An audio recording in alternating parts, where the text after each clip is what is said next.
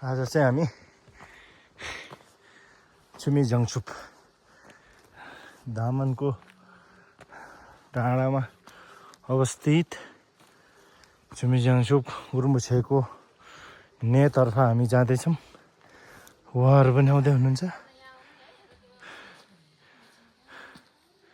उहाँहरू टाढादेखि आउनुभएको अथवा तल लाइनबद्ध तरिकाले आउनुभएछ।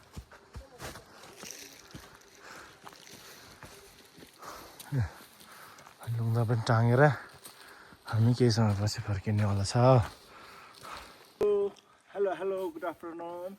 यतिखेर यहाँ 12 बजेको छ नेपालको टाइमिङ अनुसार। अहिले हामी चाहिँ रेकिश्वर गुफामा गुरुम्बुछेको तपस्या गरेको तपस्या स्थलतर्फ जाँदै गर्ने क्रममा हामीले यसरी भिडियो पनि लिएको छ।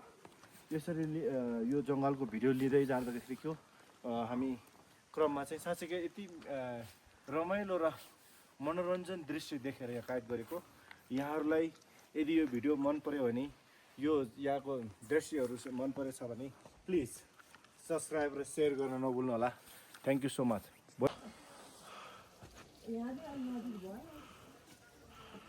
गुरुम्बुछेको तीर्थमा यस्तो लुङ्दाले फरफराएर दर्शकलाई शान्ति हुन्छ भन्ने जनमानसको विश्वास। अनि विश्वासको साथमा रेकिश्वर गुरुम्बुछेको तीर्थमा हामीले यसरी लुङ्दा टाँगेको छ।